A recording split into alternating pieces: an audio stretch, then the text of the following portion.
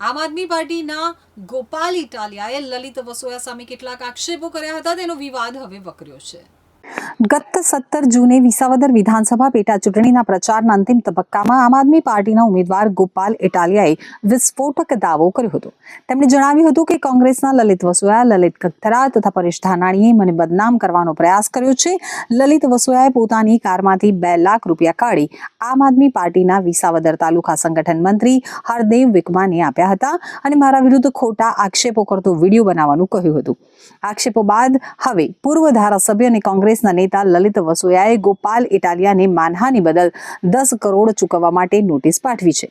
આ અંગે લલિત વસોયાએ કહ્યું કે વિસાવદરની પેટા ચૂંટણી દરમિયાન ગોપાલ ઇટાલિયાએ સ્ટિંગ કરીને હોટલમાં આપના કાર્યકરને 2 લાખ રૂપિયા આપી ખરીદતા હોવાનો આક્ષેપ કર્યો હતો।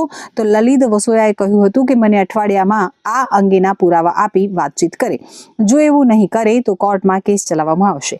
આ સ્ટિંગ ઓપરેશન બાદ ગોપાલ ઇટાલિયાએ કહ્યું હતું કે હરદેવભાઈ એ ઈમાનદાર ખેડૂત પરિવારથી આવે છે।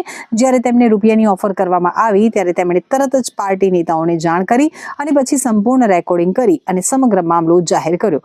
તો હોટેલના બહાર ગોપાલ ઇટાલિયાની ટીમ દ્વારા કરાયેલા રેકોર્ડિંગમાં હરદેવ વિકમાની પાસે હોટેલમાં પ્રવેશ પહેલા કોઈ રોકડ ન હતી, પરંતુ અંદર જઈ અને તેમણે રૂપિયા લીધા હોવાના દાવા સાથેના દ્રશ્યો જોવા મળ્યા હતા। આમ આદમી પાર્ટીનો દાવો હતો કે વિસાવદરની શાયોના ગોલ્ડ હોટેલ ખાતે સંગઠન મંત્રી હરદેવ વિકમાને મોબાઈલ ફોન દ્વારા બોલાવી અને પહેલા કોલ કર્યો અને ત્યારબાદ હોટેલના રૂમમાં લઈ જઈ અને 2 લાખ રૂપિયા આપ્યા હતા। તો સમગ્ર ઘટનાનું વિડીયો રેકોર્ડિંગ અને હોટેલના સીસીટીવી ફૂટેજ પણ આપના હાથમાં હોવાનો ગોપાલ ઇટાલિયાએ દાવો કર્યો હતો। આ સમગ્ર ઘટનાને કોંગ્રેસે નકારી કાઢી છે। તો વિસાવદર તાલુકા કોંગ્રેસ પ્રમુખ દર્શન વાડોદરિયાએ આક્ષેપ કર્યા કે આમ આદમી પાર્ટી છેલ્લા 3-4 દિવસથી ધબકતી હારના ભયમાં છે।